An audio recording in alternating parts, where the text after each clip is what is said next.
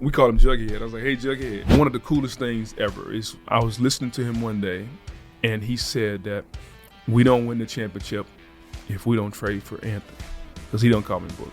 He's like, we don't win the championship if we don't trade for Anthony.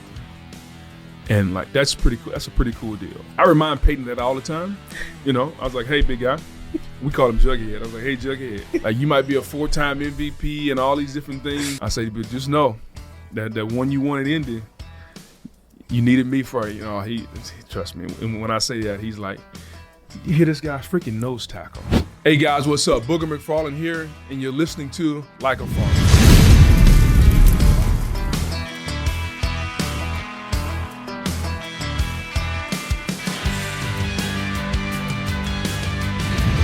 Hey y'all, it's Pat. Welcome to another episode of Like a Farmer. Today, the one and only Anthony McFarland, as most of us know him as, Booger, comes on the show. We're going to talk about Louisiana, him going to LSU, draft night of the Tampa Bay Buccaneers. We've got some epic Jon Gruden stories.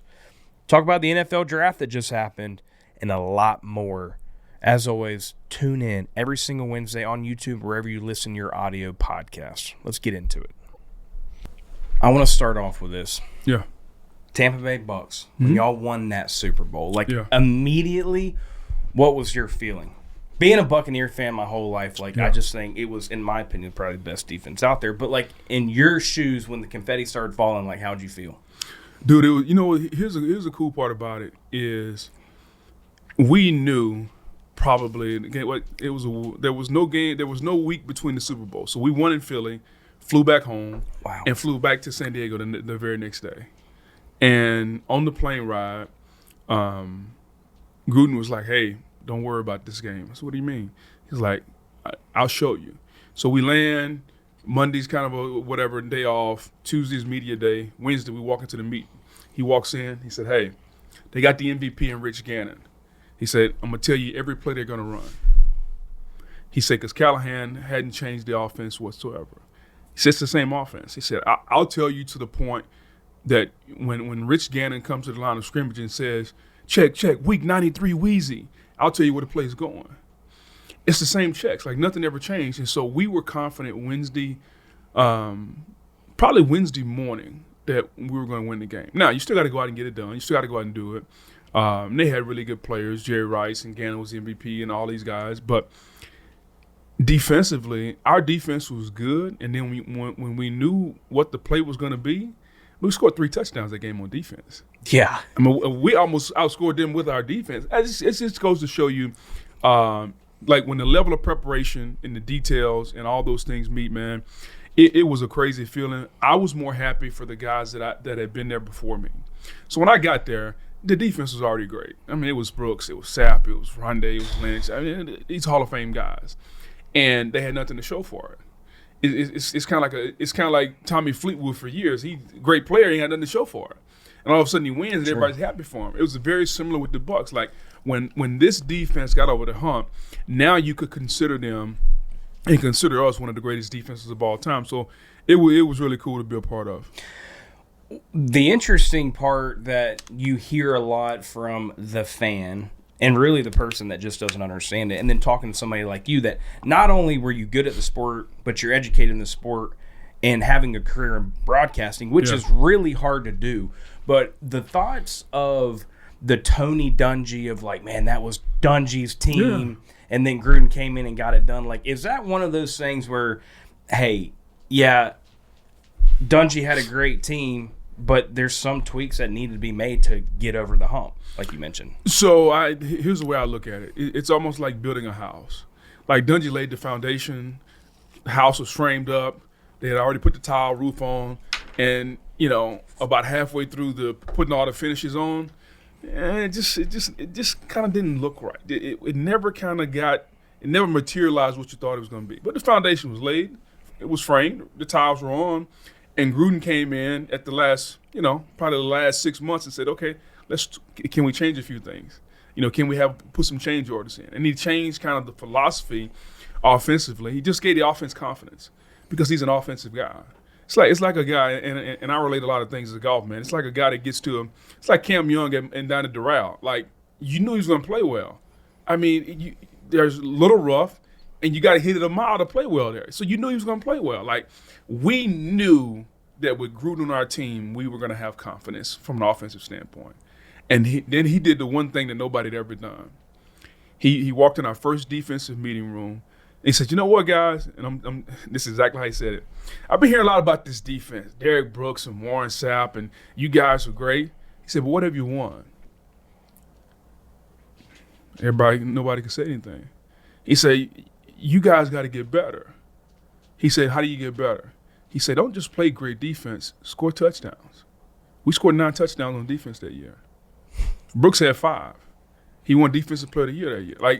Like he challenged us in a way and got our wheels turning in a way that had never been done before. And like, how do you challenge Hall of Fame players? You got to get them to do something they've ever done.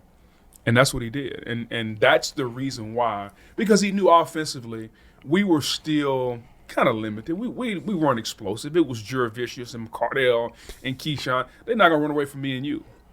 But we're going to run the football with Michael Pittman. We're going to be physical. Our defense was going to set our offense up. And he said, in the end, if we can't score, y'all score. And that's what we did. My favorite number, Kent, did you know, is number 19 because of Keyshawn. Wow. Yeah, I know. Back it up a little bit. Anthony Booger McFarland. Mm-hmm. Where does Booger even come from? I was 2 years old. And just like most kids, when you're 2-3 years old, bad kid. I'm a middle child. Sister's 6 years older, brother's 2 years younger. And, when you grow up in the country in rural Louisiana, everybody's got a nickname, And what happens is when you're bad, my mother called me a bunch of stuff, dude. Like, just beep, beep, beep, beep. And Booger was one of the things that she called me that my sister and my siblings could actually repeat. And they started doing it. And as I got older, it would bother me. And the more it bothered me, the more they kept saying it. And they would say it when friends were around. And now the friends are using it. Now everybody starts using this nickname. And it just started like that, man. And it grew and it grew and it grew. And I hated it. I absolutely hated it, dude. And, my senior year in high school, I'm like, you know what? I'm going to go to college, and wherever I go, it's done. Like, nobody's going to ever know again. So I just got to get through graduation, get to college, and then I'm Anthony McFarland again. And I go to LSU, 2 days, the whole 9. First game I ever played in Tiger Stadium. Make a tackle. First 3 or 4 minutes of the game. And, I'm celebrating. And all of a sudden I hear a tackle made by Booger McFarland. And on the loudspeaker, Dan Bourne, who was a PA announcer. And I just looked up. And I'm like, how in the hell did he find that out? And so that was September of 1995, man. And I just, ever since then, I gave up, dude. And now it's just kind of, it is what it is.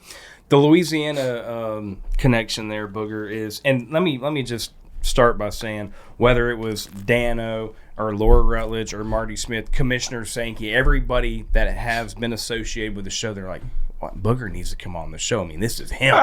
Like, how was it growing up? When you think about the deep south of Louisiana, yeah. I mean, how was it growing up? And I'm sure there's some life lessons of growing up there that brought you the success that you had on the football field. Yeah, man. Like when you grow up in a small town, everybody knows everybody a little bit. Everybody looks out for everybody. But everybody, because I grew up, my dad was never around, so I had other father figures throughout my life that kind of played a role. So I got it's a funny story. I'm walking down the street, 13 years old, barefooted, right in front of my house. Got a little afro. My teeth are going all different ways. Former football coach pulls up beside me. I didn't notice at the time, but later I found this. He pulls up beside me. He's like, "Hey, I'm looking for some help. I own a little wood yard down the street. Need some help." I said, "Man, I don't even know who you are. Like, I don't know you." But I said, "But if you talk to my mother and she says it's okay, I'd love to make some money." So he pulled in, because I was right in front of my house. He pulled in, goes in, explains who he is. Mom says it's okay, so I jump in his truck. And for the next 4.5, 5 years, man, this former football coach, 55-year-old white guy, taught me how to work. Gave me a work ethic. Taught me life lessons, small things, small nuggets that I still see today. Like I see him, I can hear him, I can see him vividly saying these things. But that's how I learned to work, man. Like that's how even now, like I don't sleep until the work is done. I'd rather get it done, be tired, than to sit around and say, you know what, here's what I got to do. No, I'm gonna go. Let's go get it done. And it's kind of filtered all throughout my life. Like it's kind of I'm anal about it. Like I'll come off of a 10-day vacation and you pull up and I got 2 bags. I won't do anything else till I unpack my bags because I got to get it done. Like the work has to be done. He taught me a work ethic. He helped me just kind of see life because I was 13 years old and just trying to figure it out. But he taught me a lot of things, man. So when you grow up in a small town, you have a lot of people that kind of look out for you. The offensive line coach at the high school, when I went to LSU, he loved LSU, but he also wanted me to be cool and wanted me to be okay. He quit the job, went to LSU and became a grad assistant. So he quit he quit a job making, I don't know, 50, 60 grand a year to go make $500 a month. Like, who does that? Like, do you still associate with any of the family? I mean, is this guy still alive? No, he passed away. His wife, who he later got married, his wife and I keep in contact a little bit, but it's just like it's those stories, man. Yeah. Like it's crazy. The teachers who taught me in high school are now my kids' godparents. Like it's just you only get that from a small town atmosphere, man. Amen. Yeah. You're exactly right. Yeah. Probably the only thing we will not disagree on, but now I'm a Florida Gator. Yeah. So tell me, bring me back to this time. Was it always going to be LSU? You're a Louisiana boy, so I'm sure it was like you had the LSU throne on the nightstand. Like, no, never did. Did you? And in the 90s, Florida was kind of cooking. Did you ever think about going to Florida? Or was LSU the only option? No, I never thought about going to Florida. It was Miami. I wanted to go to Miami. Yeah, that makes sense. Warren Sapp, Russell Maryland, Cortez Kennedy, Jerome Brown. Was Reed there at the time? Maybe he hadn't got there. I think not yet. Okay. Not yet. And so but the history and lineage of defensive tackles that I just named, all these are first-round picks and Outland Lombardi winners. And I'm like, I'm the same size as these guys. And so I wanted to go to Miami. Miami didn't recruit me. Tennessee wanted me to play center. They wanted me to follow Bubba Miller and play center, to which I didn't want a guy sliding his hands past my balls 670 times a game. I didn't want that to happen. So like I never played center in my life. And the thought of Peyton and Philip Fulmer tried to sell it by, hey, can you imagine Peyton Manning sliding his hands underneath your rear? I'm like, no, I can't do that. Like that was his thing. I'm like, no, Phil, that's not gonna happen. My best friend the year before went to Arkansas. And I thought about going there, but if I would have gone there, I would have just followed him. And so it kind of came down LSU, Notre Dame, a little too chilly in South Bend. And so the parameters for what I was looking for really fit LSU. Because I wasn't a 5-star kid. I was 3-star, maybe 4-star in some publications. They were just starting to do that back then. So, yeah, it just kind of fit. And in the end, I knew if I went to LSU, because you got to remember, the year before I signed, LSU had lost the previous 6 straight years, losing seasons the previous 6 seasons. So it wasn't like LSU was a powerhouse. Who was the coach at the time? Jerry Donato signed me the year before. It was Curly Hallman. Gotcha. Curly Hallman, Mike Archer, Curly Hallman. One of the two. I can't remember which order they went in. But they had lost for 6 straight years. I mean, it was 4-7, 5-7.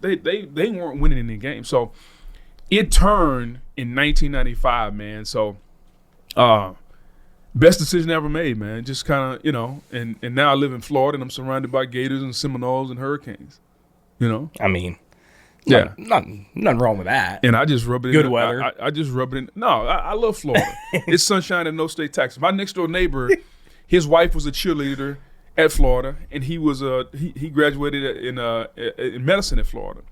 And so, like, literally, the Gators have beaten us twice in the last 10 years, maybe something like that. So I'm always over there knocking on his door.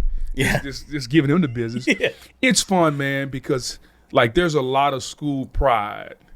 And it's changing a little bit now with NIL and all that stuff. Sure. But like there was once upon a time when you were from Louisiana, like you took a lot of pride in going to LSU, and just like the people in Florida and how Lakeland, all those guys went to Gainesville. Yeah. But it's changing now, so hopefully we can get back to that somewhere. I want to talk about draft night, but before I play a game on this show, okay? Mm-hmm. This game's called Give 'em the Boot, presented by TECOVAS. Okay. Now, I've got a brand new pair of TECOVAS for you, but to receive them, Okay. there's 4 questions in this boot. Look at those right there. Oh, wow. Look at that. Now, you can give one of them the boot, meaning you don't have to answer it, but there's 4 questions in there. You might as well answer all of them. Okay. Do I pull them out? Yep. Question number 1. Question number 1. I'll leave this up here so we can see. Who is your Mount Rushmore of athletes that became sports broadcasters? Athletes that became sports broadcasters. 4 of them.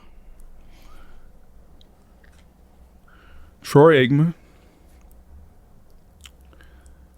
Wow, that became sports broadcasters. In the broadcasting industry. Exactly, yeah. Trying to think. Charles Barkley. Great one.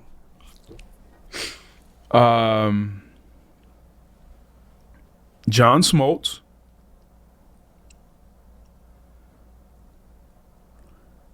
The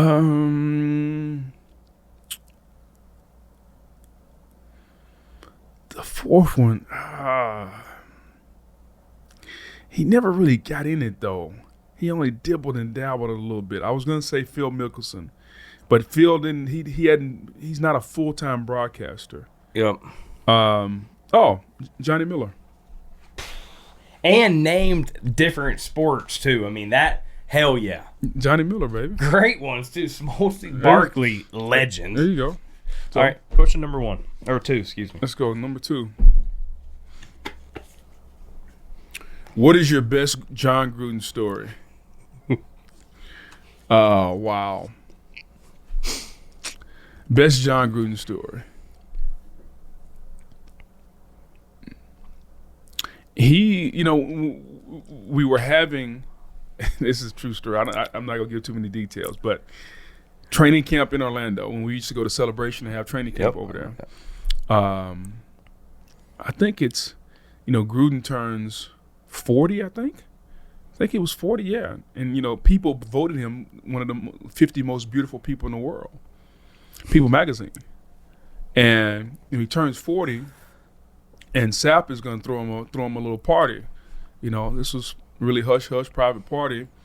And, he invites the O-line coach, Bill Muir.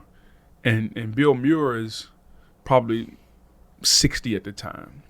So, and this is a party of, how should I put this? This is I think the local establishment was Roxanne's maybe. And so Roxanne's, this was a private after hour party that, Gruden kind of made sure that his coaches had a great time.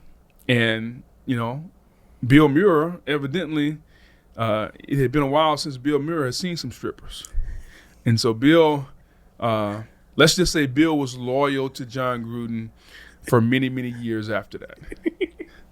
I'll just leave it at that. Oh, I love that. Let's see what we got here. Let's go to question number 3. Who would be in your dream golf foursomes and where would y'all play? Yeah. Where would we play? Probably be Augusta. I was going to go between Augusta and Pine Valley. Yep. I'd say Augusta. Have you played there? I played 3 times. Myself, Barack Obama, my kid's goddad, Ken Blackson, because he was my typing teacher, my offensive coordinator. Now he's my kid's goddad.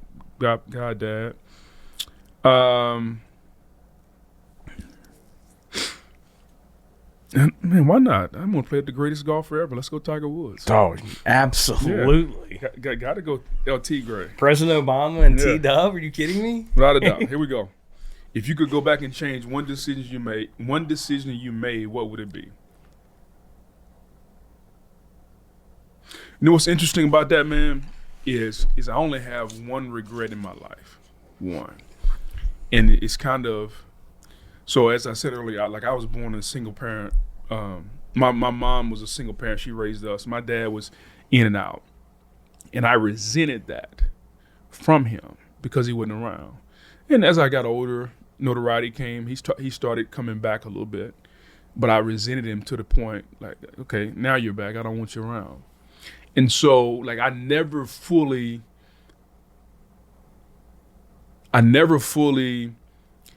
gave him an opportunity that I think we all should have, which is an opportunity to be able to make amends for things you do or you shouldn't do. And so when he passed away, I was a sophomore at LSU. I didn't go to the funeral. Just the resentment that was in my heart. If I had one decision to make, I would go. Because even though he wasn't a great friend and wasn't somebody who was a best friend, you know, I grew up and I was taught, especially when you look at the Bible says honor your mother and father. Doesn't say you got to be best friends with them. Doesn't say you got to go to dinner with them. Just says honor them. And I let the resentment that I had towards him not a lot, like, build up and create anger and a lot of hard feelings. And I think about that over the years because I've often tried to live, man, and I think we all do this to a certain point. Man, none of us are perfect, and we all want grace from decisions we make. We've all made bad decisions, and you want somebody to forgive or give you another opportunity. And the more I think about that, the more I'm like, well, I didn't do that. And so if I could go back and change one thing, it would be how I handled that. Wow. Yeah. I needed that. Thank you, man.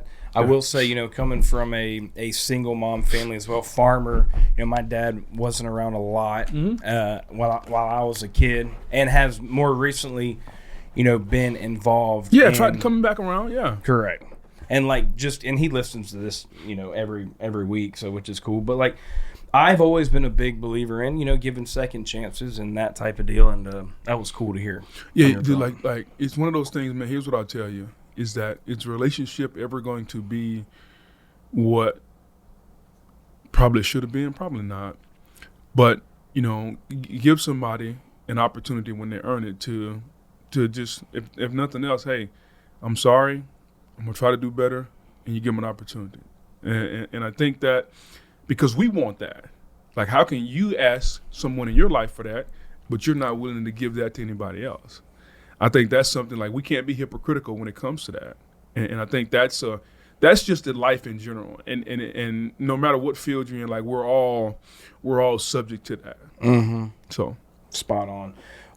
Mentioning just how you grew up, the small town, single mother. I mean, it had to have meant something on draft night when you got selected. Yeah. I mean, that's got to be that had to have been something not only for you personally, but even maybe family members, friends around you. There might have been, I don't know the exact town, but like you might have been the first in that town or whatever it might be. No question. Yeah. Like, how did that feel? And you go to the Tampa Bay Buccaneers. So, like, here's the cool part about it. So, if you go back to 1990, spring 99, so the draft was still at Radio City Music Hall in New York. I didn't go. I didn't want to go to New York. At the time, I'd never been to New York. Didn't want to go. All I thought about was the hassle. So if you go, and then you got to, if you want anybody there with you, got to bring everybody. It was just like, nope, I'm not going. We're going to be in Winsboro, Louisiana, in typical Louisiana style. We rented a huge TV, put it in the backyard. We got 3 or 4 folks cooking. We got every food you can name. Half the town's at my house. And, you know, the draft came on at 11 a.m. because it was noon on the East Coast. And it was 15 minutes per pick. And so first, you know, here comes Tim Couch and Donovan McNabb and Achilles Smith and Edgerrin James and Ricky Williams and Champ Bailey. Like, all these people are coming. And 5 quarterbacks went. Dante Culpepper, Cade McNown, John Tate, the offensive tackle, Troy Edwards, David Boston, Chris Claiborne, Champ Bailey. And it's like, you know, now it's two 2 o'clock in the afternoon because it's 15 minutes a pick. So you're only getting maybe 5 picks an hour. Yeah. Wow. And so, but everybody was there. And just to kind of paint a picture for you, 1999, I didn't even have a cell phone. I had a prepaid cell phone, Primeco. So you had to go, and for those of you guys who understand what that is, then you have to go and pay $80, and it'll give you a certain number of minutes so you can use the phone. It's prepaid. And so I'm looking at my prepaid phone, making sure I got minutes and all. I'm doing all that there. And I'll never forget, man, the phone rang. And I looked at it, and as soon as I looked at it, I saw an 813 number, and I had zero idea that 813 was Tampa. And I answered the phone, Rich McKay, and dude, it was a surreal feeling because it's the only time up until that point I ever seen my mother cry. The only time. And I was happy for her because she felt not vindicated, but she felt accomplished about all the things and everything that all the strict days and all the pounding in my head about school and all these different things and just work ethic, all those things. Here we are, and in a simple phone call, your life changes. And, I talked to Rich, I talked to Tony Dungy, I hang the phone up, man, and it was it's a cool moment, man, because the only time I ever seen him cry. And so then at that point, man, it's and we were back in the bedroom. And so at that point we come out and everybody's going crazy, and it was just an unbelievable day, dude. Because now not only do your life change, you know where you're gonna be moving to. You know where your future is gonna be at least for the next few years. Yeah. And so all these things are happening and the phone call is only 2.5 minutes. So in 2.5 minutes, all this stuff is going on. So it was really, really cool, man. And life changing. I'd never been to Florida other than to play in Gainesville. I'd never seen a palm tree. And so it's one of those things, dude, that was really surreal. It was really cool, man. Like I can still vividly see it as if it's happening right now. That's unbelievable. Yeah, dude, it's crazy. And then you go to you mentioned a little bit earlier. I mean that defense going into that,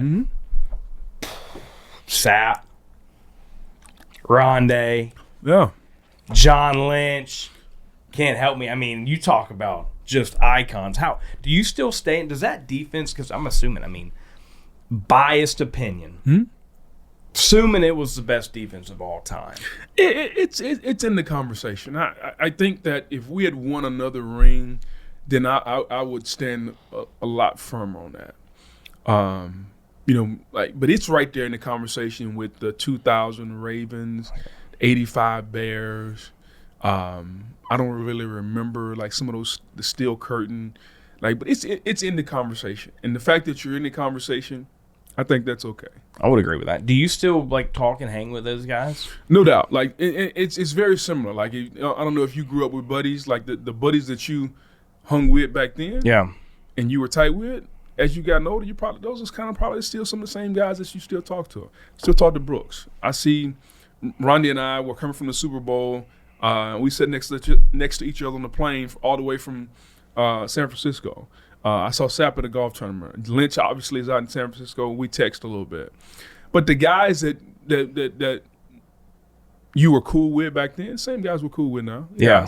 Most of the guys are still around. And Brooks was at the golf tournament that we were at for Thad not too long ago. So Brooks likes to swing it every now and then. That's cool. Hey, y'all, the Ducks Unlimited National Trip Auction is live. And let me tell you something.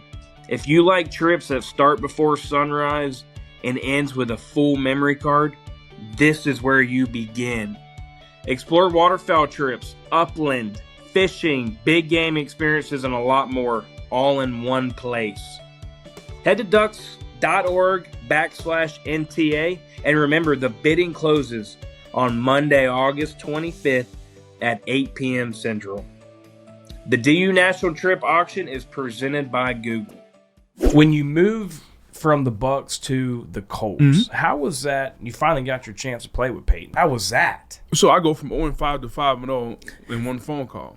Because, Bruce Allen, who was by that time he was the GM of the Bucs, he called me. It was 5 o'clock on a Tuesday, actually 4:50 on a Tuesday, and because of the trade deadline, and he's like, Anthony, I just wanted to inform you that the Colts called us and said they wanted you, and I'm like, okay, well, I want $1 million. Doesn't mean I'm gonna get it, but he's like, yeah, so we're gonna trade you up there. It'll be good for you. Okay. By the time he gets to that point, I'm not even listening anymore because you basically traded me away. And we were 0-5 at the time. And, Gruden kind of not resented, but our team was going through some restructuring. Defensively, there's a lot of money. They were trying to move some of that out of the way, and I got it. I got all that.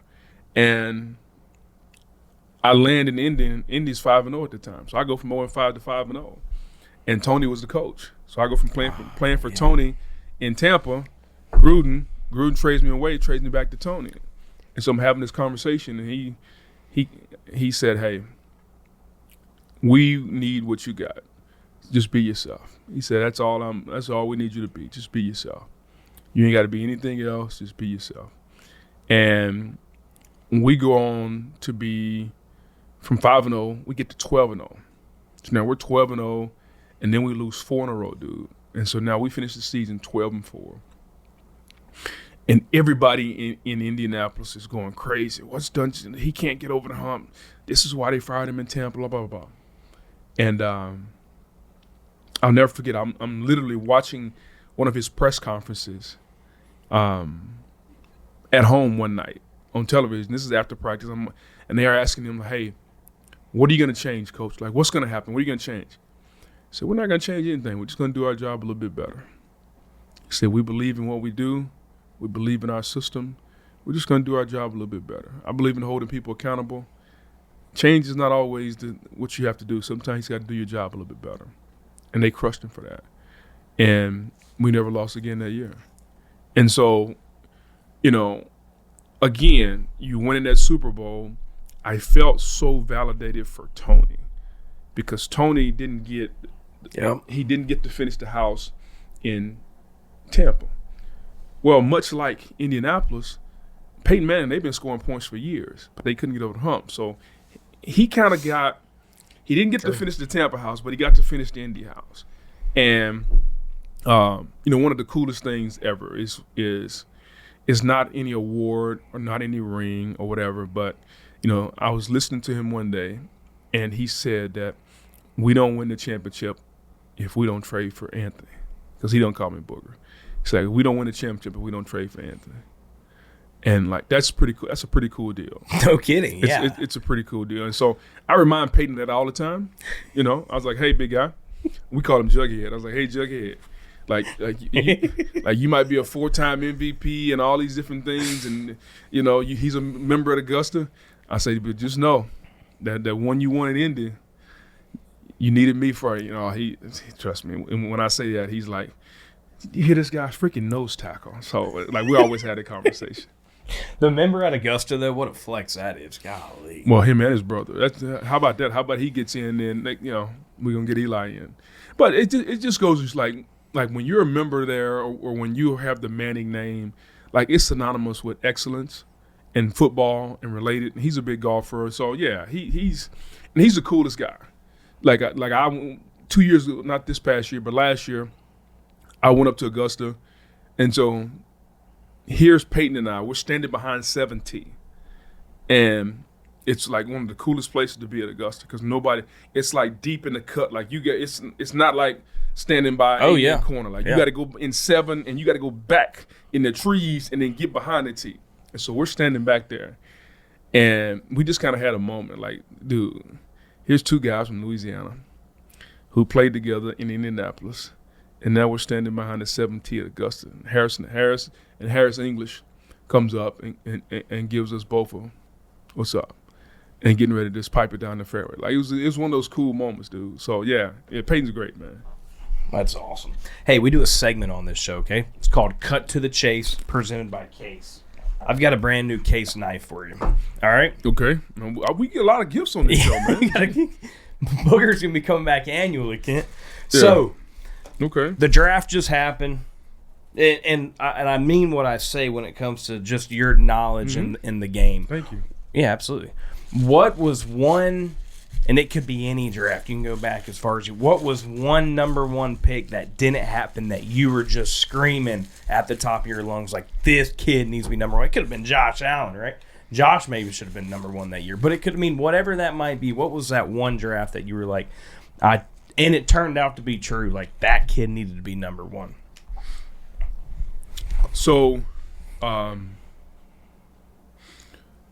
it was probably the Ricky Williams draft, man. Ricky was the best player in the country. He wasn't even the first running back taken that year. It's Edgerrin James. Like, Ricky set records at UT. And, like, you knew if anybody could change it, because every time I saw him run, I thought Earl Campbell. And so Ricky would probably be the guy. And then come to find out,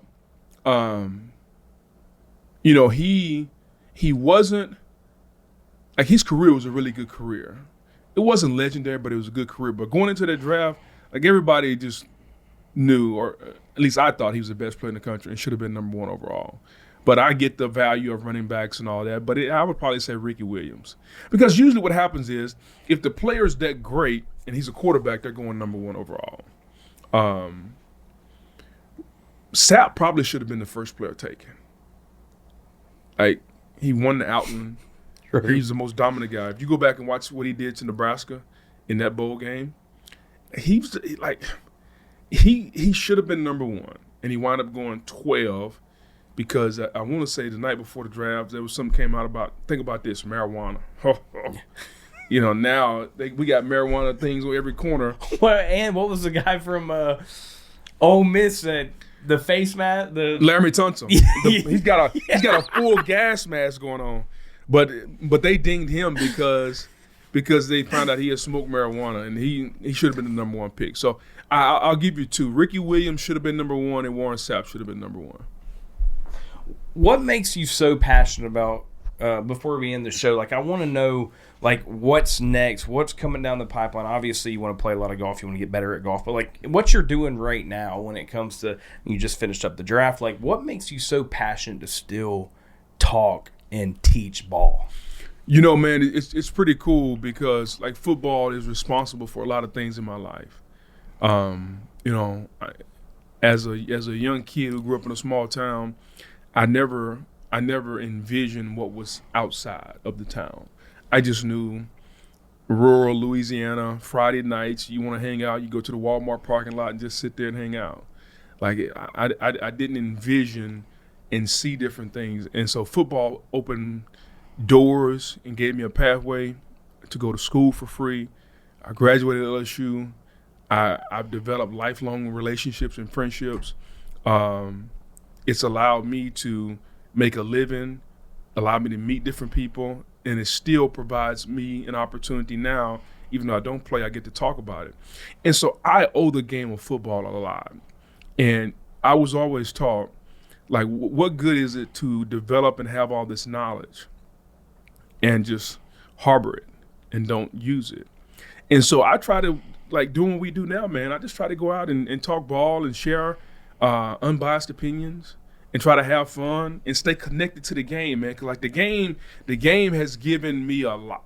And one of the ways I can give back to the game is to talk about the game and try to let, and give it from a different perspective. Everybody wants to talk about the quarterbacks and all these different things, and I get that. But I try to come at it from a different perspective. And it's been really, really cool. Like, I played 9 years in the league. I've been doing broadcasting for 12 years. And so, like, the second act. And so, like, that's been really cool. Like, my third act is eventually going to be public speaking. Like, I'm going to go out and do, and I've done several over the years so far, but I go out and do corporate events and speak to corporate teams and do all these different, like, so that's going to be my third act. And, I'll make sure and arrange those in, Pittsburgh and, New Jersey and Philadelphia, where all the great golf courses are, so I can play some good golf. And but yeah, like, that's kind of what I enjoy doing now, man. Like, it's really cool, and it's really fun to be connected to the game and to be able to still be in the arena a little bit. I just enjoy hearing and even seeing Whether it's you and Dano, and I think Laura Rutledge is so good on television too. Like the knowledge that you have to have not only to speak, but to just the data dump that you have to go and do, and the work that you have to put into it. Like, I mean, I'm fortunate enough to be able to talk to Dan a lot, and Dan, I mean, the hours that he puts in before his schedule on a weekly basis is crazy. I'm sure you're the same way. Like, this isn't like, oh yeah, this is a retirement job. Like, you're putting in work to do what you do. Yeah, it's the effort that you got to put in. Like, no matter what you do, man, you got to put effort into. If you want to be good at something, like there's no secret formula in life. Like, you can't fake it. Like, there's no secret formula in life. Like, you want to be good at something, you got to work at it, dude. Like, you have to go and you got to work at it. And it just so happens that in order to be good at this, you got to watch football. And you got to look at it. And I get to watch college and pro, and you got to watch it, and you got to study, and you got to enjoy whether the game is 7-3 or 44-41. Like, I enjoy it all. And so, like, that's been the cool part about it. You know, honestly, I live the saying, and then when they say, if you find a job you love, you'll never work a day in your life. Like, man, I pinch myself, dude. I get to go on TV and have a lady put makeup on my face, and I get to talk to people and put on a nice suit. Like, come on, man. Do you do a lot of this stuff out of Tampa?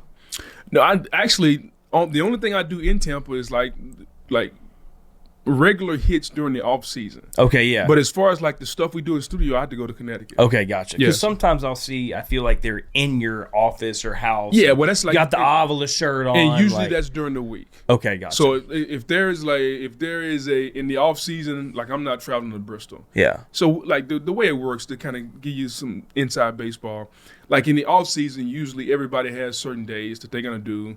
ESPN like puts you to work by the day. So if I'm working Wednesday morning or Wednesday afternoon. So if I'm on the morning shift, then I'm doing Get Up, First Take, Sports Center at 2:00. If I'm on the afternoon shift, then I'm doing NFL Live, Sports Center, or the 6:00 Sports Center.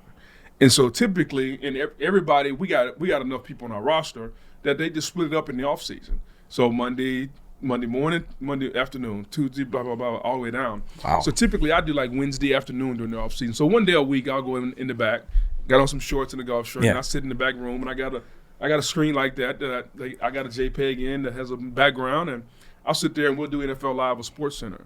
And that's just during the off season or during the week. So I do PTI every Thursday during the season, and that's where Tony and I kind of developed our bond just over golf. I found out he loves golf. And I never knew him. And so once I found out he loved golf, I'm like, here's a way we can kind of create some just natural conversation. And so I just started wearing golf shirts. And every time I wore a golf shirt, he's like, well, where's that from? Where's that logo? So I just kept getting more golf shirts, more logos. And and so now then it became a thing. Everybody who watched the show, Mike Wilbon literally told me this. He's like, everybody who I talked to today, like, well, what shirt's Booger gonna wear today? Like that's what, and even the head pro at Avila, like, hey, when you gonna wear our shirt? The big guy wore it like 2 weeks ago. I can't wear it every day. Yeah, it's a thing. I didn't realize it become a thing. I just did it for Tony because it was a way for he and I to kind of have conversation. That's so cool. What about, have you been on Pat McAfee's show yet? I hadn't been on Pat McAfee's show yet. I mean, that guy's changing the game, it seems like. You know what he's done? Pat's really cool because I respect people that have kind of done it and dug it out of the dirt and made it. Like, he made his own empire, dude. Like, he's a former punter. Like, nobody even probably knew who he was. And he created this niche with his group and his boys, and we're going to put it on YouTube, and we're going to do this. And, yeah, we're going to talk sports and do things the way that people talk all the time with their boys. And we're not going to deviate from it. This is how we're going to do it. And eventually it's going to work, and it worked to the point where, well, ESPN bought his show. And DraftKings, he's signed a couple $100 million deals. Like, Pat's doing well. But the thing I respect about him the most is that he created it and he worked at it and he did it on his own. Like, he didn't come out saying, I'm going to go work for a network. He just said, nah, they got this thing called YouTube, and it's free, and we can create a channel, and we can go to work, and we can and he did it. Brought his boys with him too, which I love. And he keeps them there. And they do this every day. Like, they live in Indianapolis. They just go to this place and just talk and have fun. Like, it's really cool, and I really respect for what he's did because it wasn't given to him. Everything he got's been earned. Love it. Before I let you go, college football, NFL. Just give me. You don't have to. I mean, I get it. It's a long season, but who do you like this year? Pro football. Rams are going to be really good. Some people think they were the best team last year. Seattle, I think, is going to be. They got a new offensive coordinator because Clint Kubiak went to the Raiders. Seattle's super talented. Man, like those are. I think those are the two best teams. Kansas City, okay. I got to see what Mahomes does when he comes back. Buffalo, something's missing, man. Like something is just, and you fired a coach who, and it's either gonna. I'll say this with Buffalo, it's either gonna be really really good or really bad, because they fired consistency in Sean McDermott, and they went with the new flavor in Joe Brady, and so they got the new quote unquote young hotshot. And so it's either going to be really, really good. And now Joe Brady's not. He's obviously been coordinating a little while, but he's never been a head coach. No, I was talking about the LSU. I mean, no question. Yeah, no question. And Joe Brady's super smart. Yeah. I mean, look at that 2019 LSU offense. He called every play. Buffalo, I think the two best teams. I'll put it this way: two best teams are the Rams and Seattle, and I think there's a group of others that you could choose from that say they're the best of the rest. And that's going to be Buffalo. That's going to be Detroit. That's going to be Kansas City, depending on whatever. Cincinnati, if the defense, it's a bunch of teams that could come out of that. For sure. But when you talk about talent for talent, I think the Rams and the Seahawks are the two best teams. College football, man, Texas, Ohio, it's the same old. Yeah. Texas, Ohio State, Notre Dame is going to be really good. Their schedule is soft as Sherman. And they got a really good team, got a really good quarterback. Notre Dame is going to be really good. Georgia, Kirby's teams they're always so tough. I think those will probably be the front runners. And then you got that other group that, you just don't know. We don't know what, Lane's going to be like at LSU. We don't know what Mateer is going to come back like at Oklahoma this year. Sure. You don't know what Lincoln Riley and USC are going to be. We got the number one recruiting class. We got Jordan Maava, the big-time quarterback. He's back. What are they going to be? There's a group of 5, 6, 10 teams that if you just happen to wake up in January and they're 10-2 and in the playoffs, you're like, okay, I saw that. I see that coming. But I wouldn't put them as the favorite. The favorite's going to be Ohio State, Notre Dame, Texas. Georgia, Texas. Those are the favorites based on where we are today. Dude, I could talk ball for you for hours. No, man. It's all good, man. This was fun, dude. I really appreciate you coming. We got to play some golf. Love to, man. I mean, you and Dano make these. Y'all literally, and here's what I told Dan. I said, you passed by my house to get the cabin because you went down the Veterans Expressway to get the cabin. I live off the Lutz Lake Fern exit. So you literally flew to Tampa and drove by my house. So he did, yeah. Yeah, so listen, we gotta get out and play a little bit, man. I enjoy playing. I love it. It's fun. I'm not one of those guys that if I go out there and shoot 90 and I'm like, oh, I'm pulling my hair out. I'm going to be the same if I shoot 80 or 101. It doesn't matter. I enjoy the game. The game is so cool, and it's so fun to play. And there's nothing better than having a group of guys on I don't need 3 foursomes. I just need 1, maybe 2 if it's the right one. Yeah. And have a nice golf course, there's nothing better. In my opinion, there's the new day and age of golf are these privately owned, guys that have some money. I'm tired of, being a member at Wingfoot where there's 750 members and you never can have a tee time. I'm going to go get 5 people. We're going to create a golf course and we're going to sell memberships like High Grove. It's kind of like the Ohoopee type of style golf that is now going to be the new thing, in my opinion. Yep, and they're going to be in destination, or should I say, it's going to be destination golf because High Grove is in Venus, Florida. Correct. There's nothing out there.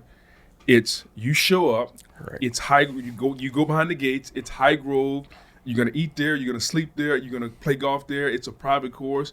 They got 50 members, and you can. They got 20 people playing a day. Yep. To your point, that's what it's going to. And that's the cool part about it. You don't want to. I'm not a big guy of hit and stand around and wait. I like if my round of golf lasts longer than 3.5 hours, man, we got a problem. 100%. Let's hit it and keep it moving. It is, and I talk a lot to investors in Texas, Nebraska, and Florida. Now, I might get a little heat for this, but I do believe that, number one, if you're going to do this, the only land that you can buy to do this is agriculture. That is. Yeah. I'd rather that happen than a bunch of homes do that. You know what I'm saying? Because that is the next day. And like to your point, Higer, it's the middle of nowhere. It used to be an orange grove. And then in Texas, it used to be a still an cattle orange farm. grove. Correct. You can still be a producing agriculture company no question. and have golf. So I do believe that. I think that is cool. There's still a lot of cattle out at Stream Song. Yep. So I think there's a way to make both sides happy of the people that want to conserve the land, but also the people that don't want homes on it. So I think it's awesome. Correct. Yep. I'd agree. Appreciate you coming on, man. Anytime, man. As always, appreciate y'all tuning in every single Wednesday. Why don't you jump on YouTube, type in Like a Farmer, see who's joining the show, or wherever you listen to your audio podcast. As always, continue to like, comment, subscribe, share, do whatever you got to do to be like a farmer.